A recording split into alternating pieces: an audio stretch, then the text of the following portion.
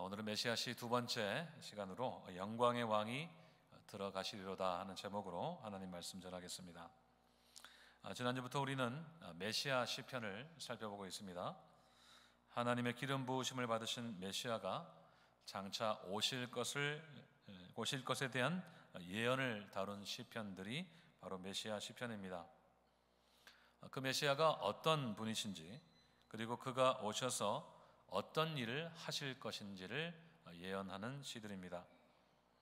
왕이요, 선지자요, 제사장인 메시아는 누구를 가리킵니까? 예수 그리스도, 그분을 가리킵니다. 그래서 이 메시아 시들은 이 땅에 메시아로 오실 예수님이 어떤 분이신지, 그분의 신분과 성품을 노래할 뿐만 아니라 그분이 행하실 사역, 특별히 이 땅에서 완성하신 구원의 역사를 예언하는 말씀들로 이루어져 있습니다. 그래서 이 성탄의 계절에 이 메시아 시를 묵상하는 것은 큰 유익이 있습니다. 성탄하신 예수님이 그 모든 메시아 예언을 다 성취하셨기 때문입니다. 지난주에 잠시 말씀드린 대로 예수님은 시편에 예수님 자신을 가리켜 기록된 모든 것을 다 이루셨습니다. 그렇기 때문에 우리는 그 시편을 통해서 이미 성취된 예언을 살펴보면서 하나님의 말씀이 하나도 땅에 떨어지지 않는다는 것을 다시 한번 확인할 수가 있습니다. 구약의 백성들은 메시아의 희미한 그림자들을 보면서 약간은 막연한 기대감으로 그분을 기다렸지만, 우리는 이 땅에 오셔서 그 모든 예언을 다 성취하신 예수님께서 십자가의 죽음과 부활로 완성하신 구원을 이미 누리고 있는 당사자가 우리 자신임을 확인할 수가 있는 것입니다. 그것은 분명히 우리의 신앙을 다시 한번 회복시켜 줄 것입니다. 부활하신 주님께서 말씀을 풀어주실 때 제자들의 마음이 뜨거워졌던 것처럼 우리의 마음도 뜨거워질 것을 믿습니다. 오늘 또 그 은혜를 사모하는 마음으로 오늘 이 시편을 함께 보도록 하겠습니다.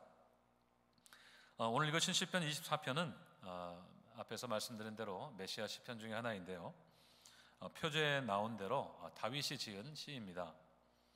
이 저자가 다윗이라는 것 말고는 다른 정보는 제공하고 있지 않는데요, 학자들은 이 시가 하나님의 법궤가 다윗성에 들어왔을 때를 그 배경으로 한다고 설명하고 있습니다. 여러분, 이 하나님의 법궤가 무엇입니까? 광야 이스라엘 백성들이 하나님께 제사를 드렸던 성막 가운데 있던 그 성소 중에서도 가장 거룩한 그것을 뭐라고 부르죠? 지성소라고 부르죠. 지성소의 휘장 너머에 있는 기구입니다. 네모난 상자 모양을 하고 있죠. 그 안에는 무엇이 들어있었습니까? 세 가지가 들어있었죠. 아론의 쌍난 지팡이, 십계명 돌판, 그리고 만나를 담았던 항아리, 이 세 가지가 있었죠. 그런데 이 법궤가 상징하는 것이 무엇입니까? 하나님의 임재를 상징하죠. 이스라엘과 언약을 맺으신 하나님이 그곳에 실제로 임재하심으로써 하나님이 그들의 하나님이 되고 그들은 하나님의 백성이 된다는 증거였습니다. 그래서 법궤는 이스라엘이 하나님의 선택된 백성이고 하나님의 언약을 가지고 있는 언약 백성인 것을 증거하는 어떤 증표였던 것입니다. 하지만 이스라엘이 블레셋과의 전쟁에서 패배를 하면서 안타깝게도 그 법궤를 빼앗기고 말았습니다. 그러니까 이스라엘의 정체성을 빼앗겨 버린 것입니다. 하지만 다윗은 우여곡절 끝에 그 법궤를 되찾아올 수가 있었습니다. 그 가운데 마지막 관문이었죠. 오벳 에돔의 집에 석 달 동안 안치되었던 법궤가 다윗성으로 들어오는 과정이 이 시의 배경이 되었습니다. 그날은 온 이스라엘이 큰 기쁨을 누리던 날이었습니다. 마치 잃어버린 하나님을 다시 되찾는 듯한 그런 큰 기쁨이었을 겁니다. 비록 언약궤는 하나의 물건이었지만 그냥 물건이 아니라 하나님의 임재의 상징이었고 이스라엘 백성들의 정체성이었기 때문입니다. 그래서 온 백성들은 기뻐 뛰놀면서 큰 잔치를 벌였습니다. 그 중에서 누구보다 가장 기뻐했던 사람이 누굽니까? 바로 다윗 아니었습니까? 얼마나 기뻤는지 춤을 껑충껑충 추는데 바지가 다 벗겨지는지도 모르고 심지어는 속옷이 내려가는지도 모르고 그렇게 기쁘게 춤을 췄다는 것입니다. 어떤 세련된 춤이었을 수도 있지만 저는 아마 막춤이 아니었을까 그런 생각을 해보았습니다.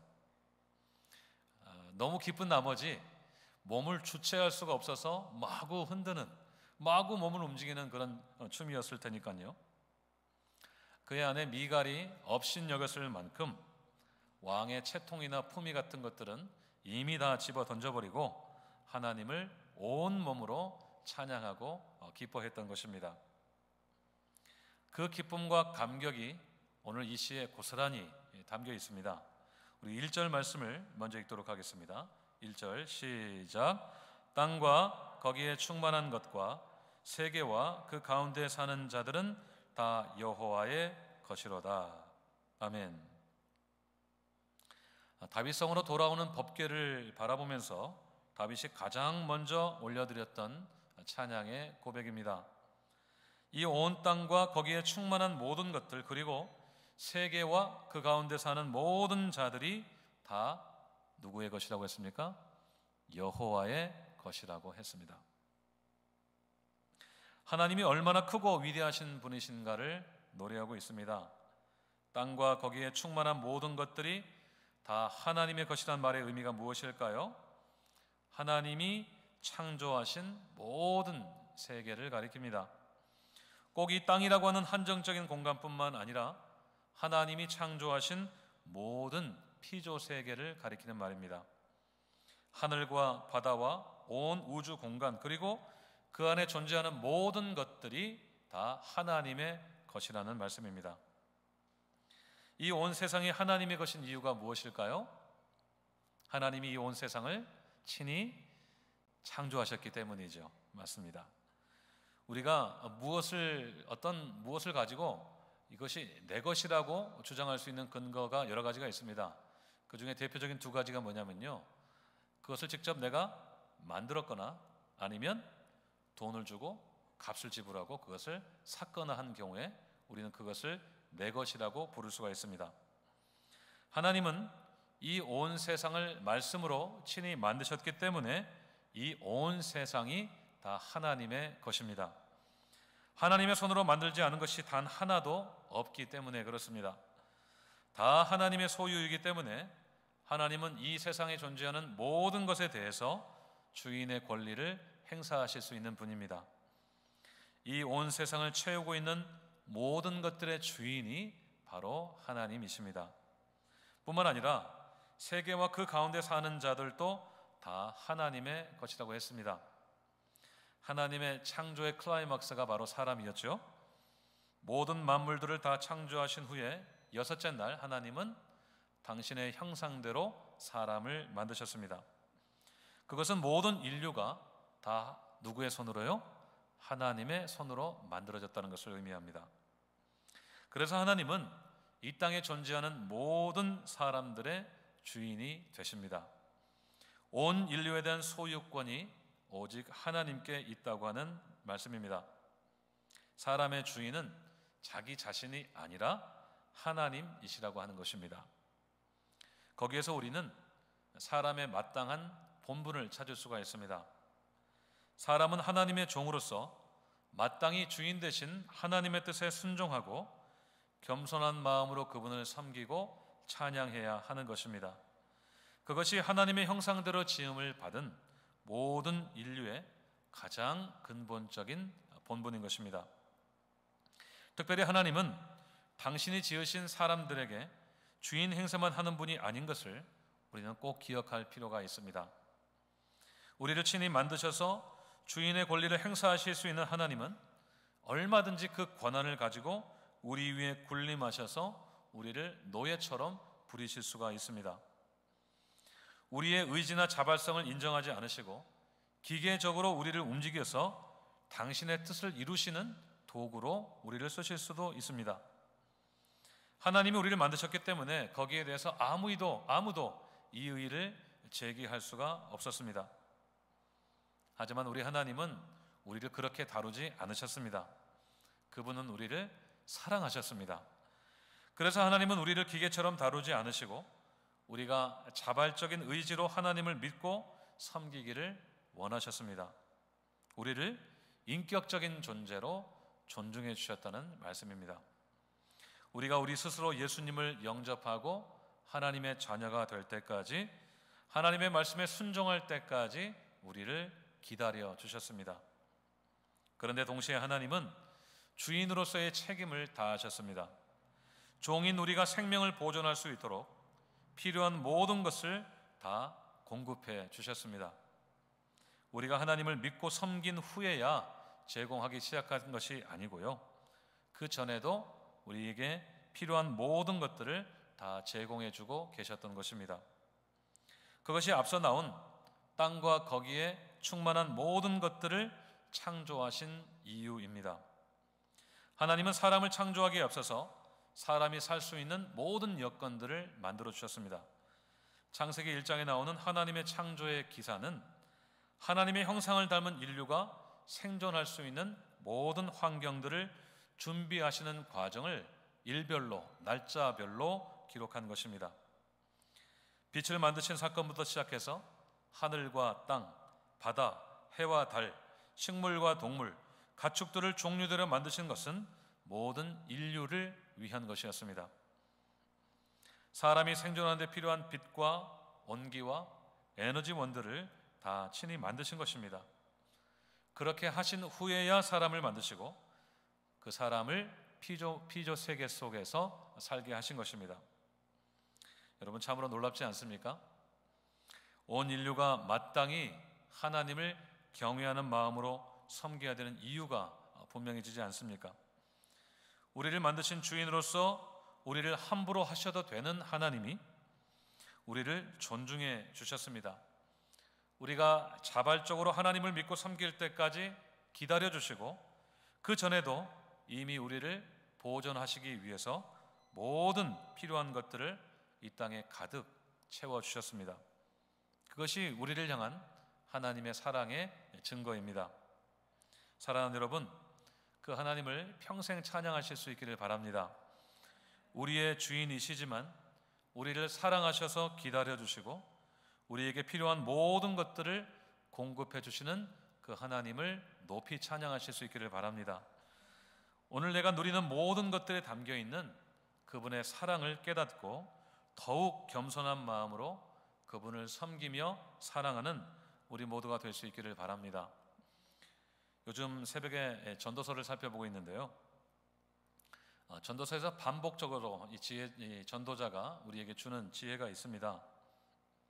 오늘 내가 해 아래에서 열심히 수고하며 즐거워하는 것, 일용할 것을 먹고 마시며 하루를 누리는 것보다 더 선하고 아름다운 일이 없다고 전도자는 반복적으로 가르쳐주고 있습니다. 그것이 우리에게 주어진 몫이고 하나님의 선물이라고 했습니다. 그것은 오늘 우리가 누리는 모든 것들 속에 하나님의 사랑과 그분의 공급하시는 은혜가 담겨 있다는 뜻입니다. 그래서 우리는 날마다 순간순간마다 그 은혜를 누리며 살 수 있습니다. 우리는 오직 하나님의 은혜로만 삽니다. 그것이 우리가 평생 하나님을 기뻐하며 찬양해야 될 이유입니다. 그것이 우리의 본분인 것을 꼭 기억하실 수 있기를 바랍니다. 때때로 우리는 하나님이 은혜를 주시는데도 그 은혜를 잊어버리며 살 때가 있습니다. 그 은혜를 발견하지 못하며 살 때가 있습니다. 왜냐하면 우리가 가지고 있는 우리만의 은혜의 정의 때문에 그렇습니다.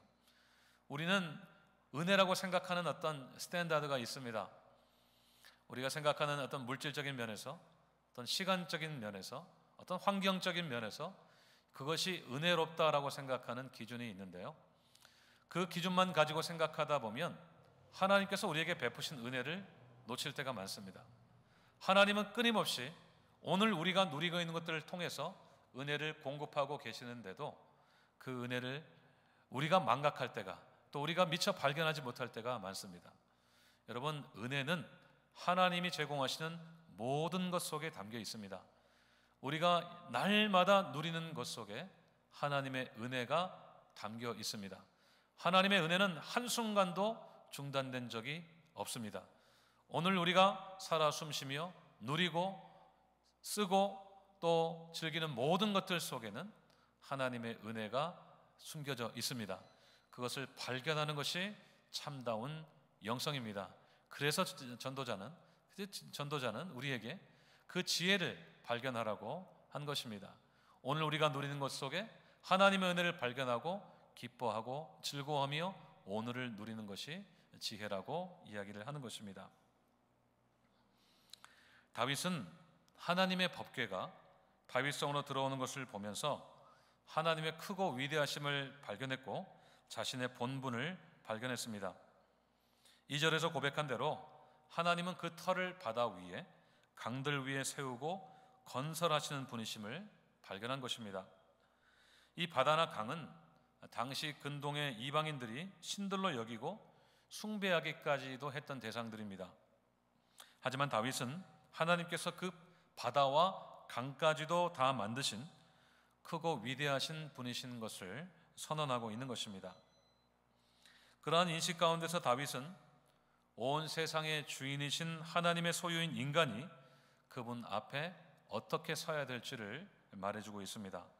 오늘 본문 3절과 4절 말씀을 다 함께 읽겠습니다. 3절과 4절 시작. 여호와의 산에 오를 자가 누구며 그의 거룩한 곳에 설 자가 누구인가?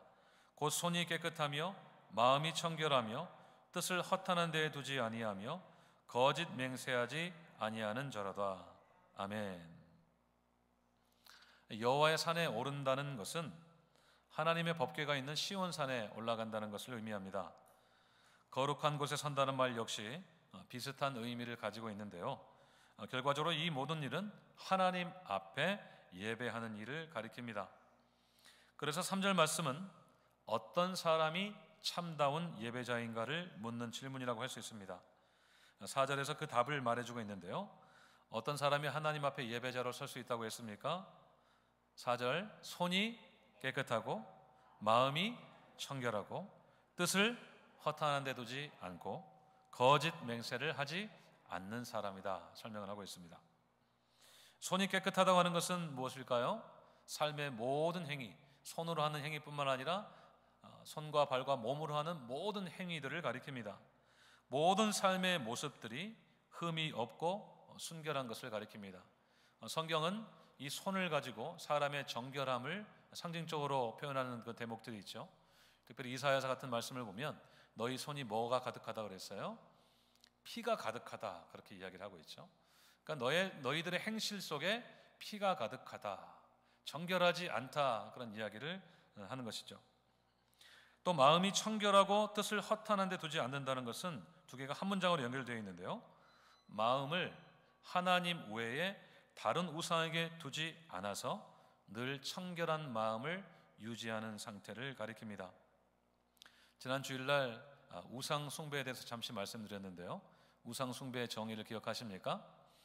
하나님 외에 다른 대상에게서 나의 생명과 안녕을 확보하려는 시도, 그 모든 행위를 다 가리킨다고 말씀드렸습니다.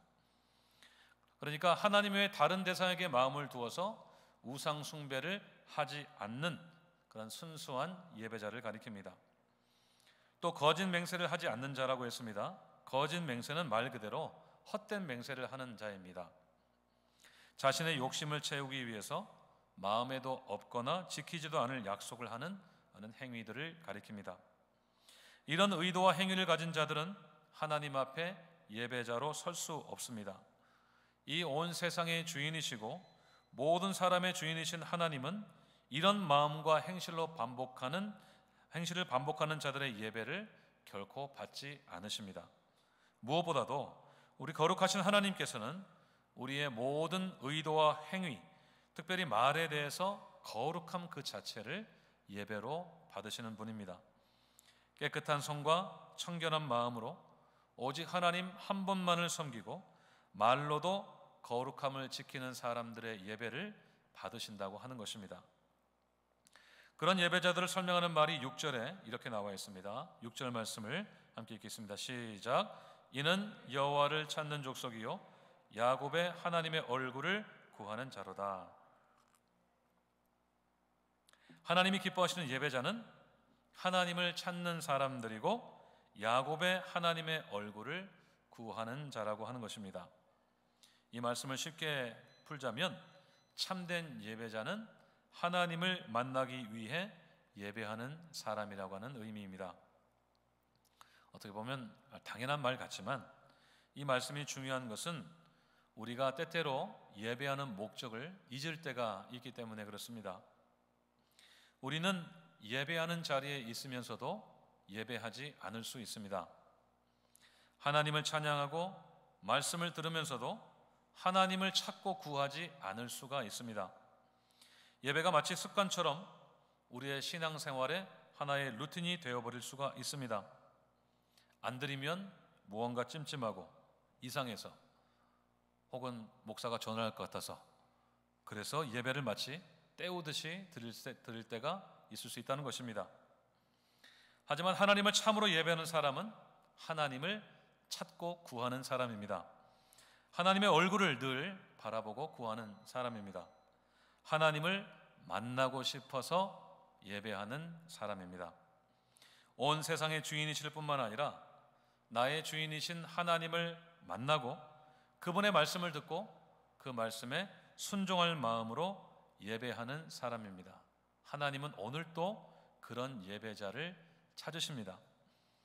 그 이유가 무엇일까요? 그런 참된 예배자에게 복을 주시기 위함입니다. 5절 말씀을 다 함께 읽도록 하겠습니다. 5절입니다. 시작. 그는 여호와께 복을 받고 구원의 하나님께 의를 얻으리니. 아멘. 하나님은 참된 예배자를 찾으시고 그에게 복을 주시고 의롭다고 인정해 주시는 분이십니다. 이 복을 받는다는 것은 원어적으로 복을 베풀어 주는 주체가 가진 영적인 권세와 힘을 부여받는다는 의미입니다. 그래서 하나님께 복을 받는다는 것은 하나님의 권세와 하나님의 능력을 받는다는 것을 의미합니다. 또 의를 얻는다고 했는데요. 원래 이 의는 관계적인 용어입니다. 하나님이 정하신 어떤 기준에 맞는 삶을 충실하게 살아서 하나님과 올바른 관계를 유지하는 것을 의미합니다. 그런데 하나님께 의를 얻는다는 것은 우리의 행위가 아니라 하나님이 부여하신 의를 우리가 받는다는 것을 의미합니다. 이것을 우리는 조금 고상한 말로 칭의라고 부릅니다. 하나님께 의롭다 하심을 받는 것을 가리키는 말입니다. 사람의 노력으로 결코 도달할 수 없는 그 의를 하나님이 직접 부여하시는 것을 의미합니다. 그래서 하나님께 나아갈 수 있고 하나님의 자녀가 될 수 있는 자격을 받는 것을 의미합니다. 결과적으로 하나님은 그와 같은 은혜를 베푸시기 위해서 참된 예배자를 찾으십니다. 하나님은 참된 예배자에게 하늘의 권세와 능력을 부어주시고 의롭다고 여겨주시는 분이신 것입니다. 물론 예배드린 것 그 자체가 하나님의 의롭다 하심을 받는 조건이 될 수는 없습니다. 신약을 사는 우리는 이미 믿음으로 의롭다 하심을 다 받았기 때문입니다. 그래서 이 말씀은 이미 의롭다 하심을 받은 우리가 어떤 예배자가 되어야 될지를 가르쳐주는 말씀이라고 할 수가 있습니다.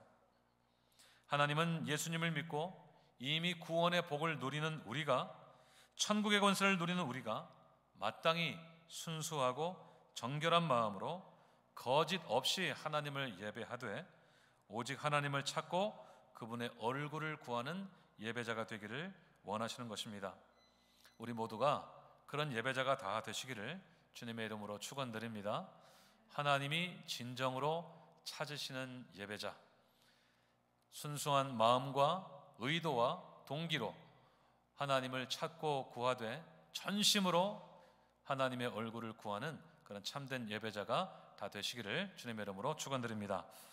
마지막으로 7절 이하의 말씀은 이 시가 메시아 시인 것을 결정적으로 보여주는 대목입니다. 오늘 우리가 찬양했던 가사 그대로지요. 7절을 한번 읽어볼까요? 7절입니다. 시작. 문들아 너희 머리를 들지어다. 영원한 문들아 들릴지어다. 영광의 왕이 들어가시리로다. 아멘.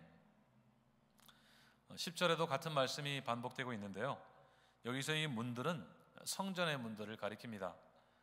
법궤가 성전에 들어가려면 반드시 성전의 문이 열려야 되기 때문에 마치 문들이 사람인 것처럼 머리를 들고 문을 활짝 열어서 법궤를 맞이하라는 것입니다. 그런데 시인은 법궤가 들어간 것을 영광의 왕이 들어가시는 것으로 설명하고 있습니다. 마치 개선 행진을 하는 왕이 들어갈 때 성문을 활짝 열고 환영을 하는 것 같은 그런 그림을 보여주고 있습니다. 그래서 8절과 10절은 그 영광의 왕을 강하고 능하신 여호와, 전쟁에 능하신 여호와, 만군의 여호와라고 설명을 하고 있는 것입니다. 그 여호와께서 들어가시기 때문에 모든 문들은 그 머리를 들고 온 몸을 들고 활짝 열어서 그분을 맞아들여야 한다는 것입니다. 승리하신 하나님을 기쁨으로 모셔드려야 된다고 하는 의미입니다. 언약궤가 다시 다윗성으로 들어올 때의 기쁨이 바로 그 승리의 기쁨이라는 것을 분명히 말해주고 있는 것이죠. 그런데 이 승리는 예수 그리스도께서 이 땅에 오심으로 이미 시작된 승리입니다. 예수님의 십자가의 죽으심으로 이 땅에서 왕 노릇하던 사망과 어둠의 권세가 정복을 당했습니다. 하나님께서 온 세상과 온 인류의 주인이심에도 인류의 타락 이후에 마치 자신이 온 땅의 왕인 양, 주인인 양 행세하던 사탄의 머리가 상하게 된 일이 일어난 것입니다. 예수님은 하늘과 땅의 모든 권세를 하나님께 받으셨고 그 권세로 마귀를 이기시고 승리하신 왕이 되셨습니다. 마귀의 나라가 득세하던 이 땅에 하나님의 나라를 세우셨고 하나님의 사람들을 부르셔서 그 나라 백성으로 살게 해 주셨습니다. 바로 우리들을 가리킵니다. 천국 복음을 전하셔서 마귀에게 붙잡혀 있는 사람들을 건져주셨고 그들을 통해 하나님의 나라를 계속 세워가게 하셨습니다. 그리고 예수님은 장차 다시 오셔서 그 나라를 완성하실 것입니다. 그래서 이 땅에 새 예루살렘이 임하게 하실 것입니다. 그날 새 예루살렘은 문들을 활짝 열고 승리하신 주님을 영접하여 모셔드릴 것입니다. 영광의 왕이신 그분을 기뻐하며 모셔드릴 것입니다. 법궤가 시온성에 들어올 때와는 비교할 수 없는 기쁨과 감격의 날이 될 것입니다. 다윗은 그렇게 하나님의 법궤가 다윗성으로 다시 들어오는 그 장면, 그 날을, 그 시간에 어렴풋이 장차 임할 그 날을 내다보았고 큰 기쁨 중에 모든 문들을 향해서 활짝 열고 그분을 모셔드리라고 선포하고 있었던 것입니다. 사랑하는 여러분, 이 성탄의 계절에 영광의 왕이신 예수님이 이미 승리하셨음을 인해서 기뻐하는 계절이 되기를 간절히 소원합니다. 우리를 붙잡고 있던 사망과 어둠의 권세를 다 깨뜨리신 승리의 왕이신 예수님을 기억하고 기뻐하는 계절이 되기를 간절히 소원합니다. 우리의 마음의 문을 활짝 열고 그 영광의 주님을 모셔드리십시다. 우리의 닫혀있던 마음, 상처받아서 걸어 잠궈버린 마음, 오래도록 열지 않아서 뻑뻑해져 버린 마음, 너무 무디어져서 감각도 없어져 버린 마음도 다 열고 승리하신 그 주님을 모셔드리십시다. 그리고 그 주님이 다시 이 땅에 오실 날을 사모하면서 전심으로 예배하는 참된 예배자가 다 되기를 소원합니다. 이미 예수님을 믿고 영접해서 이 세상에서 누릴 수 있는 가장 큰 복을 누린 사람답게 그분을 찾고 그분의 얼굴을 구하는 참된 예배자로 사는 우리가 되기를 소원합니다. 깨끗한 손과 청결한 마음으로 하나님만 섬기고 참된 약속을 지키는 신실한 하나님의 사람들이 다 되기를 소원합니다. 이 성탄의 계절이 그렇게 우리의 신앙이 회복되고 예배가 회복되는 계절이 되었으면 참 좋겠습니다. 주님 다시 오실 날을 더욱 사모하면서 예배자로서의 사명을 다하는 참된 예배자로서는 우리 모두가 되시기를 주님의 이름으로 축원드립니다. 함께 기도하겠습니다.